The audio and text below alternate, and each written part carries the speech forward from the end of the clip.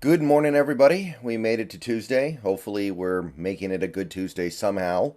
Still reeling over the events of Sunday, but we are moving further and further away from it. So, let's talk about some of the young players on this team. Let's talk about the rookies and the sophomores.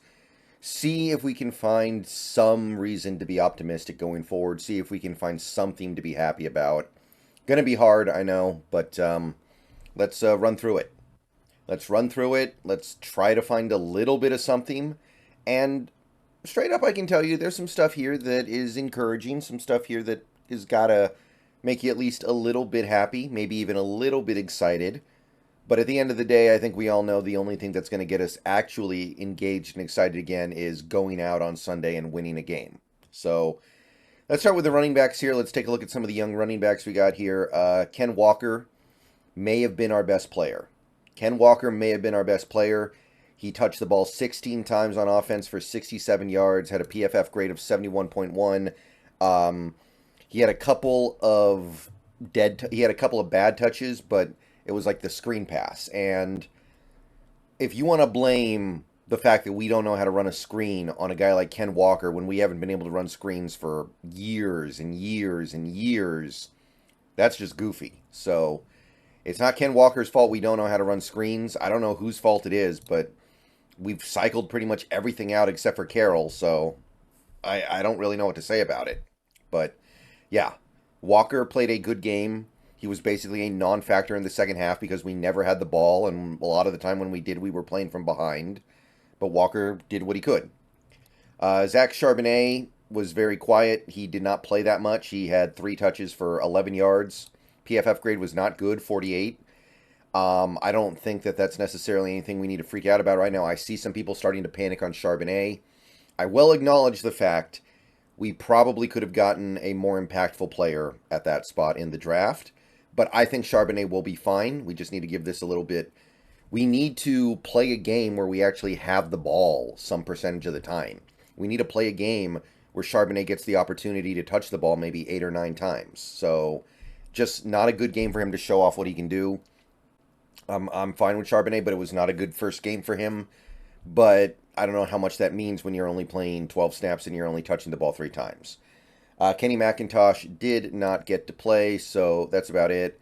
Yeah, I guess we already kind of found a silver lining here, right? Ken Walker looked good. Ken Walker played a solid, effective game, and I don't know if he was our best player, but I think he's probably a really good candidate for being our best player. All right, wide receivers. This is going to be real quick. Derek Young didn't play, so we can scratch him off. JSN had 3 catches for 13 yards. He only really had 1 productive catch.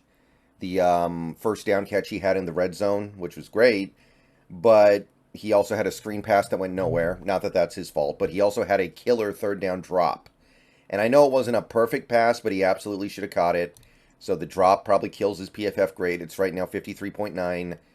Not good, not what we need. And that is, the drop is on him. The drop is on him.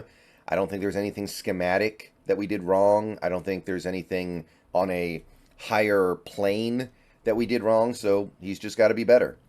And Jake Bobo did play, but he never touched the ball. I couldn't really find any kind of a PFF grade, even though I do think he threw some blocks that should be worthy of some kind of grade. PFF didn't do anything with him yet. But I thought Bobo played fine. I don't think he did anything wrong. I liked what he did blocking. He got open deep on one play and just didn't get the ball thrown his way. So Bobo's doing fine. Offensive line, obviously, we're worried about these guys for injury-related reasons, but we do not have to be worried about them for play reasons because both guys actually played really well. No penalties, no QB pressures allowed by both Cross and Lucas. And it's not like they only played 10 snaps. They played 35 and 38 snaps. They both played a good amount. 0 QB pressures allowed. I know they're playing weak competition, but still. The run block grade for Cross, not so good, 50.5. That's not really his game. We know that. Lucas was all right, 64.2. And overall, the PFF grade for Cross is solid, 66.7. For Lucas, it's even a little bit better, 69.8. Cross got like a 90 pass block grade, by the way. So Cross was actually doing some nice stuff out there in terms of pass protection. So if we can get him back. If we can get him back and he's good to go for week 2, and we can get him back going for the rest of the season, it seems like he's made strides forward as a player. Just need to have him be healthy. Oluwatimi and Bradford did not play. Nothing there. Defensive line now. Let's bump along to the defensive line here, where we did actually get a pretty decent amount of action out of Mike Morris. Not a big impact from him. He had 3 tackles, but he did play pretty decent amount and make a couple of plays on the ball carrier, and his PFF grade is above replacement level, 63.4. So Mike Morris, we needed somebody like Mike Morris out there in that game. We needed somebody like Mike Morris out there because we're just short on guys, and the guys we have didn't play that well. Honestly, you want to make an argument that Mike Morris was our second best defensive lineman after Jaron Reed, you might be able to have a good case there.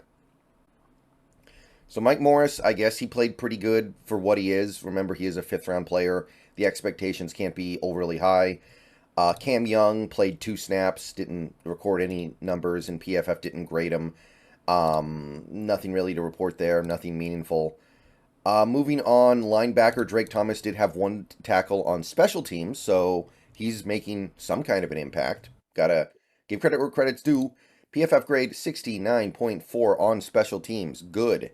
So he's finding a way to be of use. He's finding a way to be a player of value. And that's all you can really ask for from a guy who just got here. Edge rusher. So this one's kind of tough, right? Boye Mafe did not play a bad game. 5 tackles, including a tackle for loss. He had other plays where he made an impact in the backfield, other plays where he clearly impacted the play positively.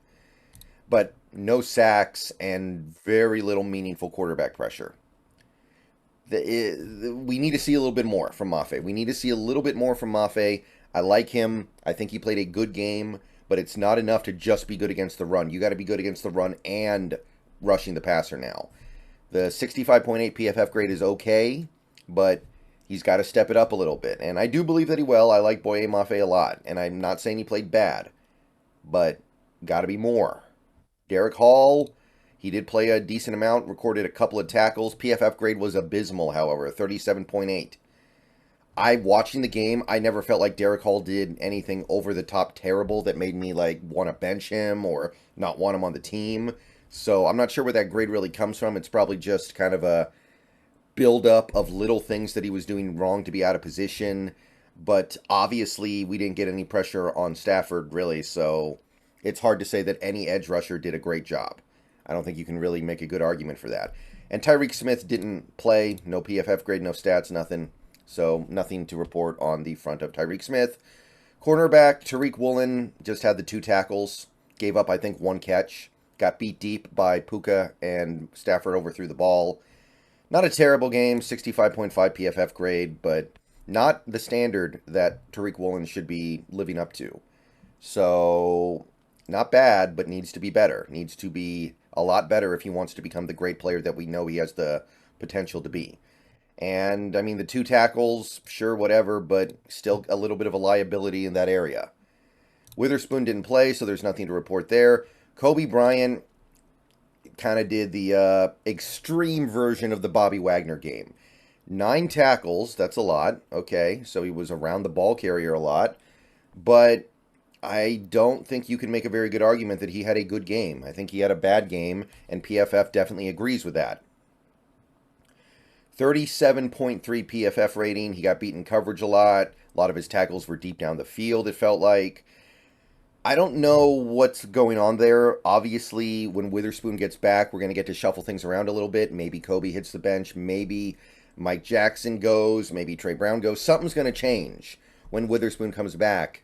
But honestly, there are so many guys on this team that played like garbage in the secondary that I feel like you get rid of one of them, you're not necessarily solving the problem. And then I kind of feel like it's not even the players. It's not even really the players. It's the scheme. It's this disastrous soft zone scheme that offenses have just by and large figured out. But at the same time, there are things the players can do to mitigate things, and in that game they didn't do it. Like Tariq Woolen is getting screwed over by this soft zone scheme. Carroll is absolutely damaging Woolen's ability to affect the game positively right now. Absolutely. But Woolen still got beat deep by Puka Nasua. He lost a foot race to Puka Nasua. That's not okay. Not good. No. Cannot happen. Ever. So, players got something to do with it too. Alright, Q Blue Kelly didn't play, so nothing there. Safety, only young safety on this team right now, really. Jarek Reed didn't play. No, nothing to report. Alright, guys, that's your youth movement for this week 1. It's not really good. Not really good. Walker played well. Cross and Lucas played well when they were in the game. I guess Morris played a little bit over his head. But other than that, it's just kind of like, just okay. It's like, it's nothing exciting. Nothing over the top. And for a team with this many young players that we like, that are promising, that are supposed to be part of something great, something special, it's not even close. All right. I will see you guys later on today. Go Hawks. And we're going to continue to try to find something better going forward because, again, as a Seahawks fan, I can't remember the last time I was this embarrassed. See y'all later.